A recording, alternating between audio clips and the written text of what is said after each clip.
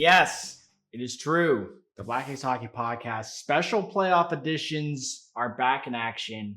My name is Glenn Adams. I'm right here as always with your co-host Nick Jenkins. What's going on, man? Not too much, not too much. It's we're about halfway through the first round for most of these series, and you know what? A couple of them going exactly as you'd expect them to go, and others not so much. So excited to break it down a little bit. Yeah, it's been kind of a crazy playoffs. I think there's a few series here that have gone the opposite way that most of us were thinking, and I think we have to jump in and start with the LA Kings and Oilers, Jenks. Um, what is in the water in the Korean Towns Community Center? What do they got cooking over there? I don't know. They've got some fantastic harmonica music going though. I mean, like, here's my thought, right? When you play loose and you play fun, that's when you're usually at your best. Yeah. And I forget who it was. Maybe it was Kuzmenko, Kuzi, beer glass, Kuz Corona, whatever his name is. Both games, they pan the camera to him, and he looks stunned that everybody enjoys the harmonica anthem. And quite honestly, that's probably the loudest he's ever heard the LA Kings, because I think this is like his second year, something like that. Yeah, it's his first year with LA. Yeah. Right. So it's got to be absolutely electric in that barn. You know what? I don't know that we've seen this type of energy come out of LA anytime in like the last few years here. I feel like for once they actually feel like they can do this, and they are in control of the series. They're up 2-0, right? And they've scored 6 goals in both games. That is a lot to get your fans excited. And you know what? I think Edmonton is in trouble here. I initially picked Edmonton to win this series. So did I. But with the late nights, I don't catch the whole game, but catch as much as I can and catch the recaps and stuff. Man, they just don't look like they're going to be able to pull this one out. And Skinner looks terrible. 6 goals in back-to-back games. He looks like Stuart Skinner, Jenks. That's what he looks like. He looks like Stuart Skinner. That is exactly it. What did we say? What did I text you right after the game, or right in the morning? You can't win Stanley Cup playoff games allowing more than 3 goals, Jenks. You just can't. Yep. I don't know if it's more of like him not being good, or like maybe he wasn't ready for the Kings to come out this hot. Like I don't know. Because like we've seen better Stuart Skinner performances, case in point, last year. But do you think he just doesn't have is this a goalie issue, or does McDavid have to put in 12 a night to get this team across the board? I mean, I think it's a goalie issue, considering Edmonton scored 5 goals and still lost game 1. Maybe they just didn't have it game 2. Fine. They still scored a couple goals. But if you're allowing 12 goals in 2 games, I don't care if you've got McDavid, Gretzky, and Lemieux all on the same line, you're probably not going to win that game. Yeah, well, McDavid willed that game to the final seconds of that. So I don't know if you can really rely on him. I mean, you can rely on him, but you can't rely on him having the game of his life every single game. So it's something that I think Edmonton, this has been their downfall since game 1. But, typical classic McDavid fashion, let's get him to Edmonton. Let's get him going. Let's get the boys fired up. Maybe get the barn tuned up just like LA. The thing is like, if you go back to LA, or when you go back to LA, the Korean Town Community Center Harmonica Warriors are gonna be there again, and I don't know how you can break the curse, Jenks. And first of all, I saw this on Twitter. Biz was saying it. Who was like, hey, LA, if anybody doesn't know, they always like switch up their national anthem. Like sometimes it's an electric guitar, or sometimes it's like a famous singer or artist, or like the third grader or third grade class group or the chorus group. Who thought the Harmonic Community Center hobby 10:30 at night group was like, dude, pick them. They're gonna do it. That is either the sign of somebody is a genius and said, watch the publicity this gets and watch it get everybody fired up, or they're literally like going through the list of anthem singers and they're like, we are out of names. Somebody just call the community center and find someone.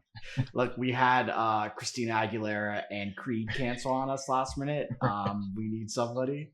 So I thought it was funny for game 2 that they basically said that they needed rest.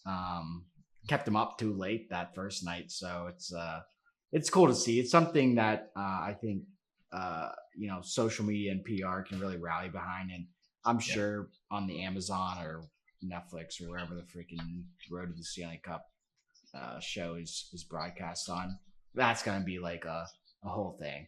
So it'll be fun to watch when that comes out. But, we're going to stay in the same conference here. This little area of the bracket is topsy-turvy. It's absolutely ridiculous. Vegas, Wild. Now, Vegas comes out swinging in the first game. Everybody's like, oh, they're done. And then Wild just answer back with a 5-2, 5-2 performance. And I forget, maybe it was the second game. Kiprusoff absolutely sauced the puck, a 2-line sauce, Jenks. It felt like Scotty Scholl was out there on the ice with that sauce. Straight to Boldy's stick. Boldy just finished it 5-hole chips.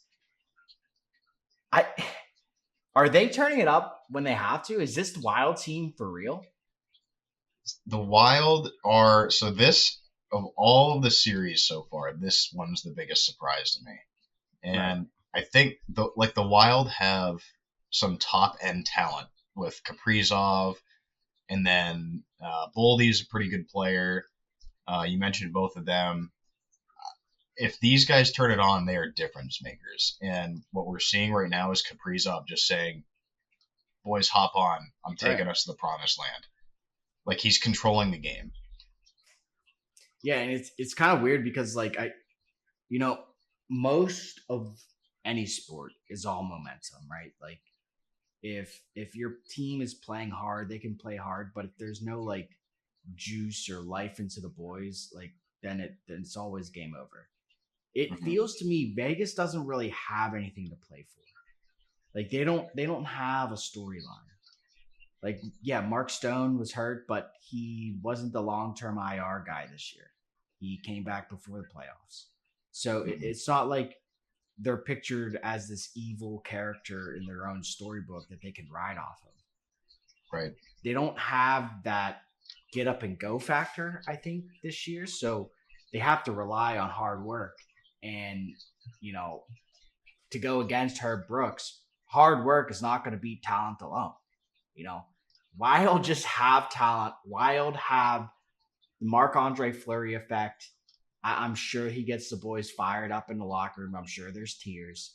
I'm sure everything about the last home game for him was awesome. And it's all about winning for Fleury. Like, let's win this for the old Gipper. Let's get him across the goal line again. So maybe that's what's willing them to win. Now, I look at Vegas's goaltending, and I hate to say it, but everything comes down to if you can even stop a puck. If you can't stop a wrench, you're not going to stop a ball. So I look at Aiden Hill and I'm like, when's this going to stop? Do you put the backup in, Jenks? I mean, Who he even is is he Vegas' is backup? well. I mean, it looks like Samsonov's hurt or something because they had his backup's been Akira Schmid. I don't. You definitely don't want him playing in a playoff game. I But thought they Hill had has Aiden turned Hill. into Aiden Hill is the starter. What are you talking about? Right. Okay. Okay. Yeah, he's the one. He's the one who's been an absolute dumpster fire the Yeah. Right. last 2 games. Yeah. He's let in 4 and 5 goals on like 30 shots or something. But I mean, I think another piece of the story too is on the other end of the ice. It's not like Vegas is making this easy on Minnesota. They put 32 shots on Gustavsson the last 2 games. He's only allowed 2 in each game. Right. So he's playing really well. Aiden Hill is playing equally as bad, and that's the reason that the Wild are up in the series right now. Yeah, I look at the shot totals from the second game and the third game, and the second game was 17 shots. So Aiden Hill Mm-hmm. didn't really get peppered. Like he wasn't tested. He just the shots that the Wild had were just too quality, and I think this third game maybe got to Vegas a little bit. They went to the Wild Stadium. Maybe it was a little cold. Maybe it was -17. Maybe the roads were a little icy. Bus legs. First game out.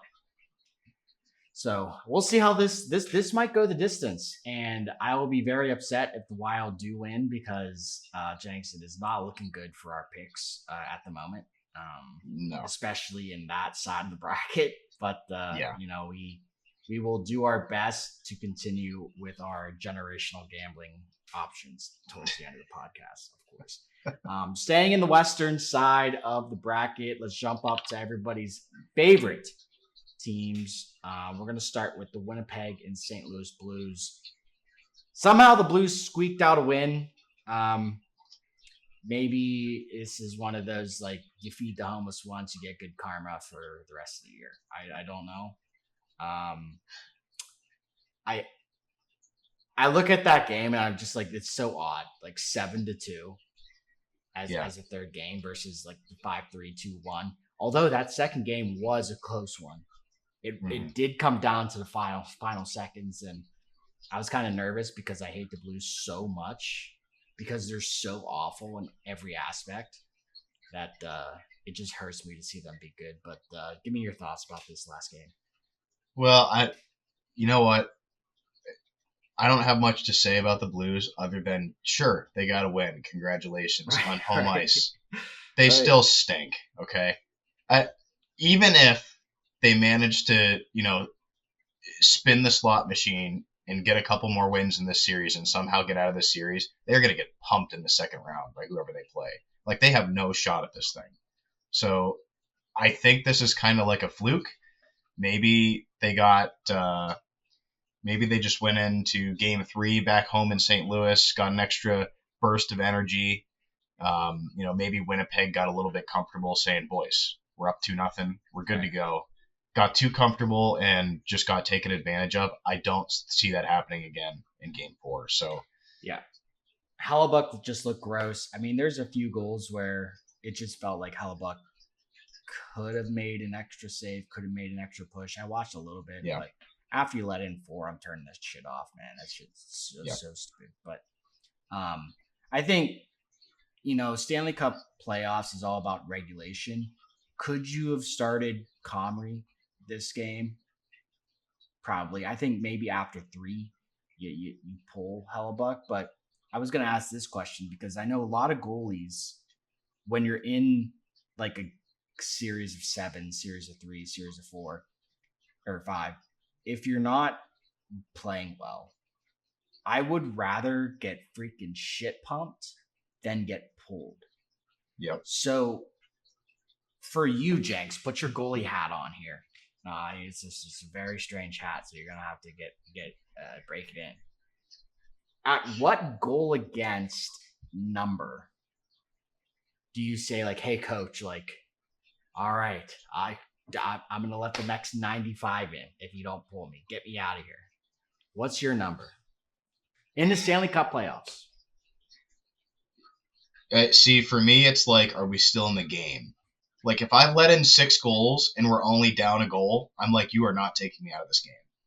Like, do not even think about it. I'm gonna keep competing. If we're losing 6-0, it's like, yeah, get me the hell out of here. I want to go take a shower and go home. Right. So I think that's relevant. Right. So context. You're down. Your team has not scored all night. What number goal against you in the Stanley Cup Finals or Stanley Cup playoffs do you want pulled? For me, it's 4. If we're losing 4-0, be like, okay, today's not our night. We'll try again next game. Just get me out of here. Yeah, I think I have to gauge the team. So like, and that's like a coach and goalie thing, right? Where like, yes, if you're trying, if like no matter what you do, there's always somebody backdoor and nobody's covering them. Like what do you want? You want a freaking magician? Like no. So I think if you could pull me at 3, engage the team and say, hey, what are we doing? Yeah. Does the mojo need to switch on the team? Maybe have Hellebuyck come off and slam his freaking stick against the boards, or maybe have him spit on somebody, spit on the trainer or somebody. I don't know, break a stick. Yeah. I think that would give the vibe of like, guys, help me help you. What do you want me to do? So, just looking at the stats, I didn't watch the last part of the game, but Comrie got put in and immediately let in a goal. So, I just think the team was dead that game after, a few went in. They kind of sucked the energy out of the place. But it is St. Louis. It is back in the Blues country, the Blues brothers. So I think if the Jets win this second game, it's all over. Going back to their home barn with those fans. Yeah. I mean, that's an electric factory. So it's actually cool to see as far as that. But any final thoughts on how that the final couple games are going to go for that series? No, I think like you said, I think if the Jets win the next one, they're up 3-1 going back home in probably the best playoff atmosphere of any barn. So I think they clean that one up. Yeah, if I was a Jets fan, I would just not even count that third game. I'd be like, yeah, okay, cool. But for the Blues, I don't know if you have the star power to get there. It's going to be tough, and I think you really ride off of power plays and penalty kills and things of that nature. This 7-2 win had 4 power play goals. So, like, Jesus. If the Jets don't get in the box, it's 3-2. So, like, and you're things still like in that, it. like, it's a big difference. Where, like, you have to rely on drawing a penalty. And as the series gets closer, the refs start to pocket more things. And I think there was a call that was like a late hit or like a high hit on somebody in the playoffs, and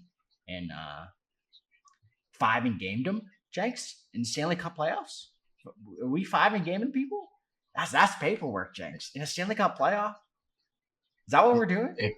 It comes down. I mean, you're the resident ref here. It's paperwork and playoffs. I'm just trying to get to Cabo as fast as I can. If there was ever a time to be doing paperwork, it's in the playoffs. But no, that's the last time you would ever see me doing paperwork. Like, are you sure you saw that? Like, I don't know. I don't know what I saw, man. I mean, we touched on this quite a bit. I think at this point in the season, you got to let the game self-police itself. Yeah. You got to let some things go, but 5 in game. Every ref's different. I don't know. I don't know if that's a game-worthy hit.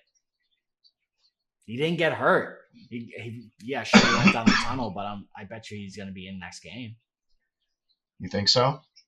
Yeah. I mean, that's regular stuff in Pittsburgh, PA. I'll tell you that for free. I mean, is that how you gauge it? If he's back next game, then it wasn't deserving of a game? I mean, no, you have to protect players. It's NHL PA stuff. But, I mean, I think at the level we are, was it a crazy hit, crazy spot? Yeah. I mean, you're so close to the boards. That's super dangerous. And so I think maybe we set a standard where you look back in previous Stanley Cups and say it's gotten a little out of hand with the cross checks and people just literally mauling each other. But for me, Jenks, if you call that, we have to call when Brandon Gallagher got cross-checked in the mouth. Yeah. Like, we have to like call that.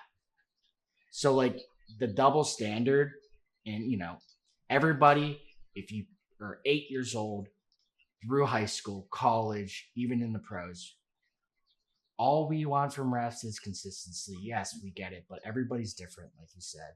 Everybody's like, well, you know, they were both pushing, and Brandon Gallagher's 5'2", and the other guy's 6'9". So where did you want him to shove him? In the chest? Like he would have to crawl to that. So yeah, right. I mean, it's all about, you know, stuff like that. So, and if the ref sees it, which most of the time we don't, you're just like, oh, what happened? Didn't see it, man. Just no let clue. it go. But moving on to the other side of this bracket area, we have Dallas and your Colorado Avalanche, which I told you was a tough decision. But was a tough decision. Both games could have went the opposite way. Mm-hmm. I just want to hear what your thoughts are before I dive in. My thoughts are here. I'll hit you with an insane stat. Hit me. The Dallas Stars are leading the series 2-1. Okay. Even though they have only held the lead for 61 seconds of game time. Wow. They still have it. They've only held a lead for 61 seconds of game clock, and they are winning the series 2-1. You know what that tells me? Efficiency. Lucky bounces. Efficiency. No, lucky bounces. You know, Colorado Sagan's finally putting in the points. He heard I was drafting him in the second round every year. He's like, shit, Blaine's not playing anymore. I got to produce. I mean, what do you want me to do, James? You're welcome. Is essentially what it comes down to. I don't know what to tell you. I'm a big Sagan guy too. I always have liked Sagan. He is having himself a great series so far. But man, you got to remember, like, Dallas is still playing without two of their better players. Miro Heiskanen's still out. Jason Robertson's still out. Like, those are key pieces to that team. Mm-hmm. And if you're not like able to build a lead and control that for any long period of time, I just feel like the puck's going to bounce the wrong way and you're going to find yourself losing the series. Yeah. I don't think they've had enough of a lead and played with a lead to know what to do with it. If they score the first goal next game, they're not going to know how to play. Do we go for more? Do we defend? What do we do? Well, I'll tell you, watching that last game and watching Niskanen literally just skate down Broadway for free, I was like, is this like A minor 10U hockey? Like, who was it? I think it was Matt Duchene. Literally peeled off a guy and like was hanging out on the circle, like in the dot on the circle, and watched Niskanen go right through him. And he has the audacity, Jenks, to throw his hands up like, you? Me? No, it was your guy. Buddy, you didn't have a guy. You peeled off of him. To cover who? There was nobody else in the zone. It was 3-on-1. Where were you peeling off to, Matt Duchene? Please explain yourself. Yeah, I don't know what happened there. That's just a totally blown coverage. I absolutely hate when players do that. Like, not me. Couldn't possibly be me.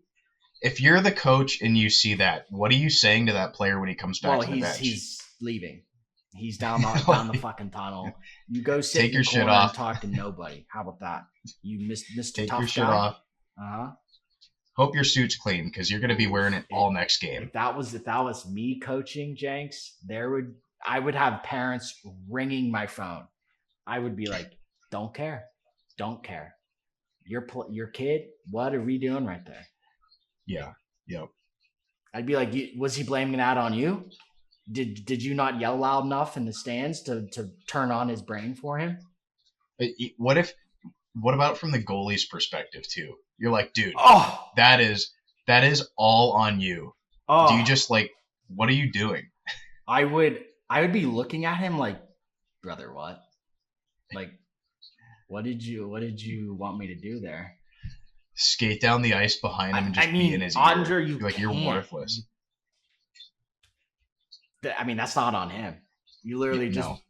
I mean, anybody, any pro level, even fourth line grinders, I think would score that close for free, Yep. no pressure. Yep.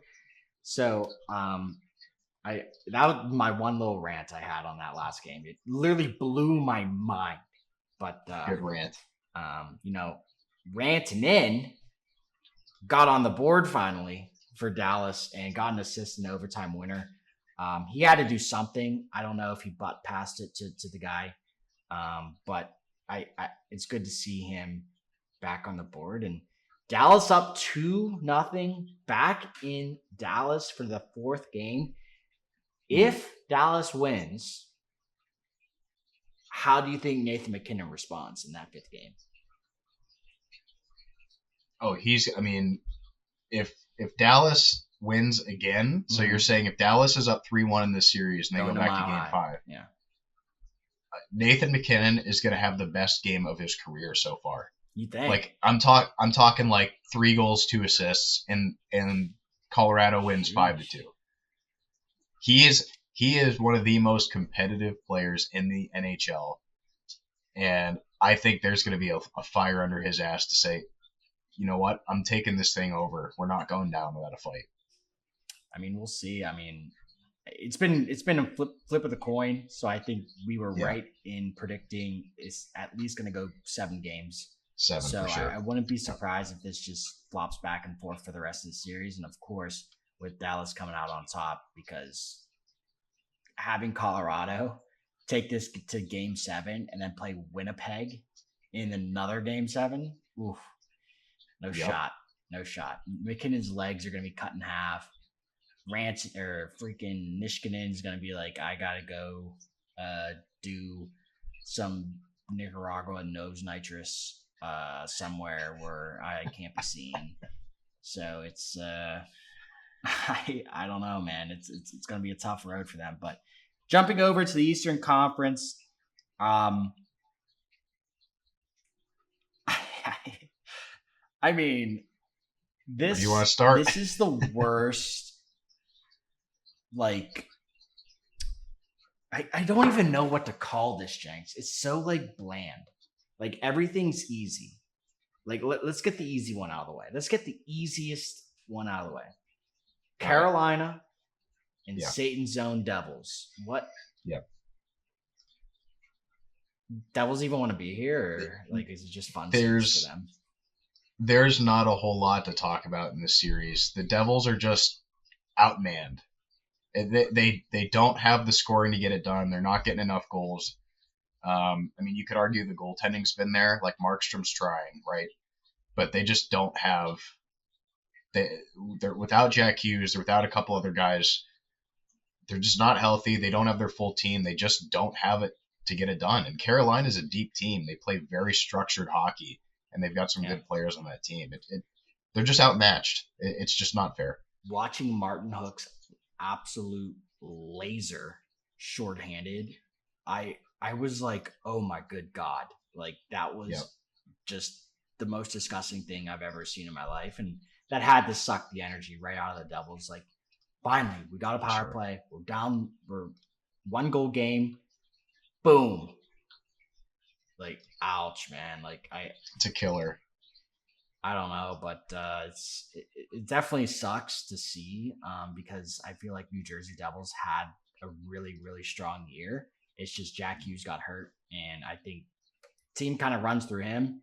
It's almost hard to say because in the first couple of years he was literally a garbage can on fire, kind of like Laughlin Trash, and then turned it around, and then Laughlin Trash became Laughlin Fire Can. He was get this guy out. But I mean that series is so unexciting. I think. Do you think Carolina finishes in 4? I probably at this point. I don't think New Jersey is going to be able to compete with them. Even I know they're going back to New Jersey for game 3 and 4. Yeah. I just think Carolina makes quick work of this. I to be honest with you, I haven't watched much of this series just because I don't think it's overly interesting. I'll tell you what, the Eastern Conference has been kind of slow in spectacles this playoff. So the Western Conference is kind of nice with a lot of upsets and a lot of craziness going on over there. So jumping over to the Montreal and Caps, after leaving the greatest goal scorer to ever exist wide open in front for a OT winner where he could have made a PB&J sandwich before putting that one in. The Caps respond with yet another win. I see Montreal, and they started off hot. I get it. They started off the scoring in that second game, but I don't know. This is what we were talking about. They don't have the experience for their young guns to stay calm in these high anxiety and intensive games.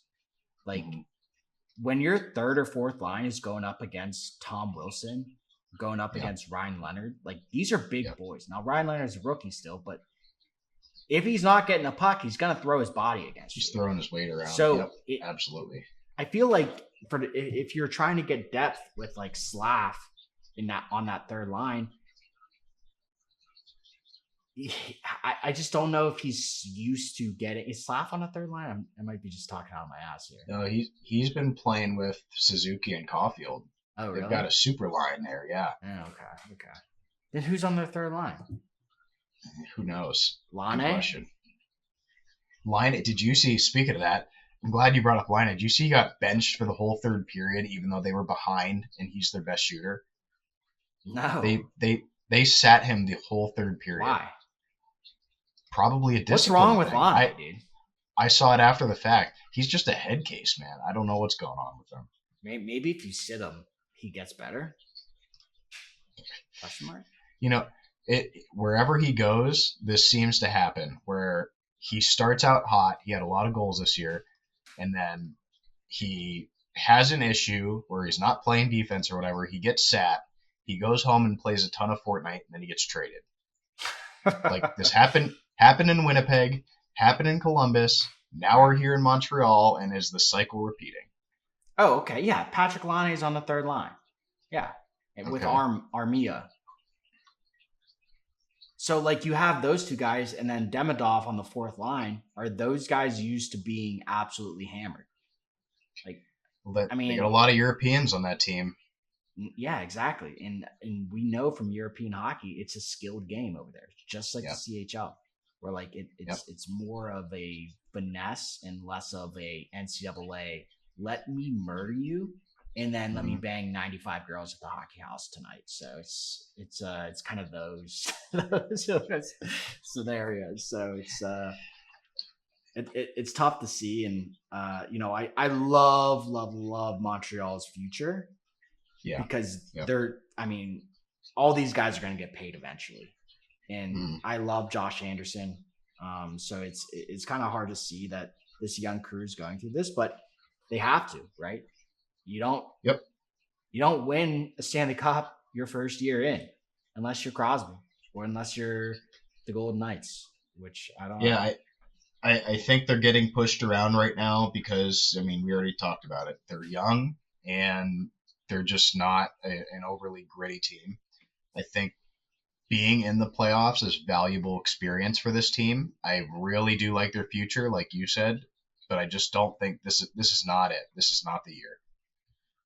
Yeah, and jumping over to the other side of the puck, the Caps this is year of Ovi. Year of Ovi did not score in the second game here, but I'm looking at this Connor McMichael character. Any person with an abbreviated Mick is absolutely in the love triangle of my heart. Triangle. Did I say triangle? Yeah, whatever Jesus. You said. Oh, that was some Pittsburghese. Just happy Friday, bud. Just cut off a few letters in the middle there. But where did this guy come from, Jenks? I don't even know if I know him. Well, I mean, you're not very dialed into the junior hockey. Some would say I am not a stat guy. Not a stat guy. Sorry. Confirmed. He was actually a first round pick from I can't remember how many years ago now. In 1997. It probably. Geez, he's the youngest 1997 born I've ever met. He played juniors in London. Imagine that. Classic. He scored. I'm looking it up now. He was a 2-point per game guy for London his last year, and then went straight to Washington and has been there since. I mean, he in the NHL he hasn't been like this super elite talent, right. But he sure is good enough to be a second line center. I mean, he had 57 points this year, right? Plus 19, so he can play a responsible game. He can chip in some points when you need to. He's not going to be your number one guy, but he looks like he's going to be an awful reliable number two. Yeah, I mean, and this is just a special year for Washington. That's why I picked them to go all the way. And it's I think all the stars, the chakras, the planets are aligning for this team at the right time. Like some of the people that this is a team of misfits, like Pierre Luc, whatever the Dubois, P whatever his freaking abbreviation is, PLD or PLD. Buck, that guy, suitcase carrier around the league, finally lands on the Caps and gets a great year, second line center, and especially when you're in the middle of the McMichael character and who's his line mate? Tom Wilson. Like, yeah. They've been mixing it up a little bit, but yeah. Let me pot in 95 goals with those two guys. Yeah, right. So I think it's going to continue like this. I don't see Montreal winning the next two games at all. I think Ovi's going to at least tap in one or two in this next game. So I would look forward to that responsibly. So, yeah, any final thoughts on this series? No, I mean, I think this is another one where, they're probably a little outmatched. Washington's got a lot of strong veterans. They know how the playoffs go. They know what to expect. They play hard-nosed hockey. I think, Montreal, again, their future is bright, but just not their year. Yep. Jumping over to the other Canadian teams of the Eastern Conference, Toronto, Ottawa.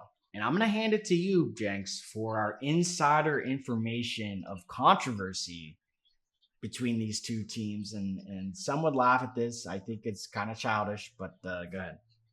So I saw a quick tweet this morning that said Ottawa is being investigated for shooting the puck at Stolarz, who's Toronto's goalie, in pregame warmups. And I was like, what in the world could this possibly be? I said, something's fishy. So I scrolled Twitter a little bit more. I actually found the video of the incident that they're investigating. It's so innocent. It's not like somebody ripped a puck at Stolarz's face when he wasn't looking. Like, I can't remember which player it was off the top of my head right now, but he chipped the puck off the boards where Stolarz was stretching. I'm like, oh my god, now we're really mind games, Jenks. You gotta any little thing to rattle them. I get it. Maybe they thought that was going to get a rise out of him. Evidently not, because the Senators are in trouble here. And we'll get to that in a second. But I don't think anything's going to come out of this. I think it's being blown out of proportion. Well, it's Canadian media, Jenks. Come on. It's Canadian media would never. They would never. No.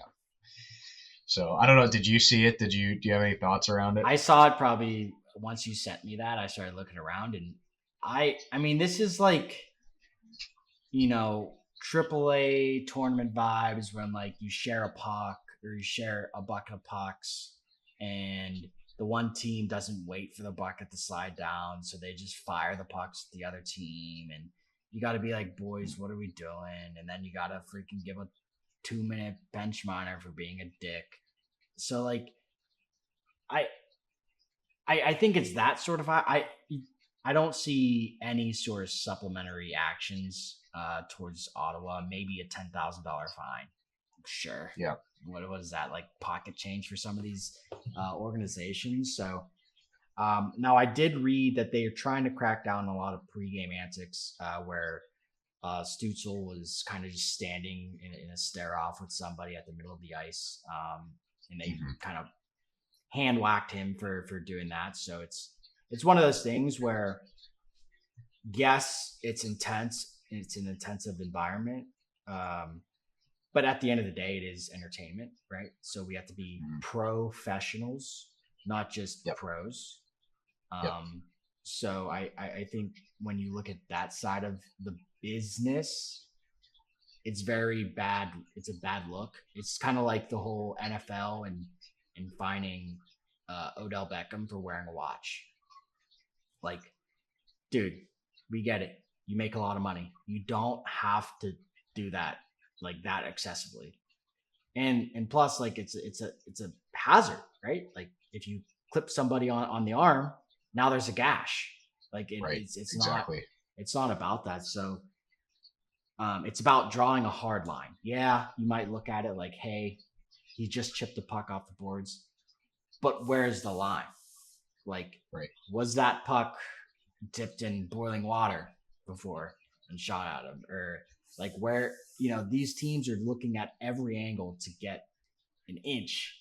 And once they get an inch, other teams start taking a mile and taking a mile. And Yep. so like draw a hard line, be done with it, and be over with it. So jumping into the actual series, now, just looking at this face surface, Jenks, 3-0 Ottawa, or 3-0 Toronto, Ottawa on the brink of elimination. But the last two games, I mean, they could have gone either way. Both in OT, it just happened to land in the pocket of Toronto. So it always seems like Ottawa's out of it. It seems like Ottawa on face surface is done, but they're not like playing awful. It's not like they're getting blown out in all three of these games. They're close No. games. And Brady Tkachuk is playing with every inch of Tkachuk intensity that he can muster. It's just not enough to cross that line for Ottawa yet. Hmm. Yeah, I mean, Ottawa's fighting. They're doing everything they possibly can. They've outshot the Leafs in 2 out of 3 games in this series, and last game they tied in shots. So you can't say the Senators are not in this series. I know they're behind 3-0. That's a mountain to climb back in this. It's extremely unlikely. It's been done before, and Claude Giroux's familiar with that. With the same Claude, team. Claude Giroux's familiar with that. He's done it before with the Flyers. I can't remember what year that was, but so don't count him out. But it sure looks like Toronto's in control of this, and now the question is, can they not choke and close it out? I mean, the studs have been here to play. Nylander's playing very well. Marner's playing exceptional. Matthews is playing very well. That's what they needed to be clicking to get through the series, and so far so good. Doesn't mean it's not all going to fall apart. I think, assuming that they do win the series, the odds are that they're going to. Yeah. I think they're going to find their hands full next round when they've got to go and play Florida. It's like, oh crap! Like, yeah, we're not just playing, the young Senators anymore. No, I think the Sens are sort of in the boat of the same boat of Montreal a little bit. They've got a lot of young talent. They don't have a lot of playoff experience on that team. Yeah. And I think Toronto's sick and tired of getting bullied in the playoffs every year, and they're taking advantage of that. So, first round, sure, they're looks like they're going to get out of there, but second round, man, it's going to be tough on them if they don't pick it up at another level. Yeah, I think this is more of a warm up for Toronto to get the core four kind of firing up and all aligning on the same page. Again, if they're not, locked in. I feel like Toronto has to lock in from now on because like Yeah. if you let the Ottawa Senators come back in this series, even if they win one game, I think you're gonna get slaughtered by the media so hard to where like they're gonna start saying like, is it like Austin Matthews, like, can you guys get across the hump? Like, can Right. you do this? Can you do that? That sits on you. I don't care how you answer. That sits on you. You Mhm. think about it at night, and then all of a sudden you're having nightmares, and Ottawa's taking the series home. So Yeah. I think for Toronto, just focus on literally crossing that finish line. Like, let's get across it. Like, that's it. Goal Yep. one. I don't care. Jumping over to our last series, the Battle of Florida, the Battle of the Sunshine State, Tampa and Florida. I mean, Florida is just overwhelming Tampa. Vasilevsky is playing like absolute dog water. Uh, that one goal where he was confused on where the puck was, Yeah. and it went in between his feet, and he's just like, dude, like, get me out of here. Get me to somewhere that's not here. Get me to someplace cold, maybe Montana, blue sky, big sky, blue sky, wherever Crosby goes. Yeah. Give me your thoughts on the series, Jenks. I think the criticism of Florida coming into this series was that they're the defending Cup champs. They're going to be tired. They've played a lot of hockey in the last 12 months. They don't look tired. They look like they've never won the Cup before, and they're hungry for this Cup. I mean, they look like they want it. And they've controlled both games. Shutout last game, scored 6 in the first game on Tampa's home ice. That's pretty convincing. So, I thought this was going to be an absolute battle till the end. I thought this was going to go 7. I think most people did. I'm not. I agree. At this point, I don't know if it's going to go 5. Florida's back home now with a 2-0 series lead. If they keep playing the way they're playing, They look scary. I look scary? No, they look scary. Oh, I thought you said you look scary. No, I was like, don't what are you scare talking me, about? Jenks. We've seen how Yeah, that played out on the ice before. Uh-huh. scare me. Uh-huh. I appreciate you not killing me and ending my life. Well, I mean, I couldn't do that to your family, Just a little, hey, I'm here. And I was like, oh, crap. I could have died. Florida looks like the best team in the playoffs right now. East, West, doesn't matter. They look like the best team still alive, and it's going to be tough to beat them for anybody. Tampa's got to come back. Anybody who matches up against them is going to be in trouble. Yeah, I don't know how Vasilevsky recovers. Like, you're getting absolutely pumped for that second game, and you have to go to Florida. Is it to Florida? The Panthers home rink? Yeah, you have to go to the Panthers rink now, where it's going to be even louder. And Matthew Tkachuk coming back just injects like all sorts of passion. Brad Marchand was talking to the CNC boys about this, and I mean, the guy is literally a train of energy, like on, off, whatever he is, competitive mode, non-competitive mode. Guy just his aura, as the kids would say, is just absolutely infectious. And like you said, I think it's gonna go 4. It's tough to say against Tampa, especially with Daddy Jake Gensel on the team. But they are in control. Yeah, I can't believe I'm saying that, but I think it's going to end quickly, and the Florida Panthers are in control of this series. Any last final thoughts for the boys, Jenks? No, it's been, the first round is fun because there's so much hockey on to watch. Like, just turn the TV on any night, there's going to be a game on. Although those Western Conference games are very hard to watch if you're on the East Coast. 11 o'clock start time? Yeah, the game, no chance. Get them started earlier. Fuck. Yeah, how do you think the West Coast teams would feel about that? Hey, we gotta have a 4 p.m. start on a Thursday. Everybody got to leave work early. That's fine. turn the game on the side monitor. Yeah, right. It's big TV. That's to the put old the game on. Yeah, that's the old golf trick. yeah. You got work here. Got the Masters here. Right, exactly. Yeah, playoffs have been fun. It's even more fun when things don't go exactly as predicted, because a little bit of chaos makes it entertaining to watch. And I think we've seen that a lot more in the West than in the East, but they've all been great games, fun to watch. Everything that I've seen so far, there hasn't been anything where I'm like, oh, geez, this just isn't fun. Right. Yeah, I agree. Can't add anything to that. So let's wrap this up. My name is Blaine Adams. I'm right here as always with your co-host Nick Jenkins. We're out of here.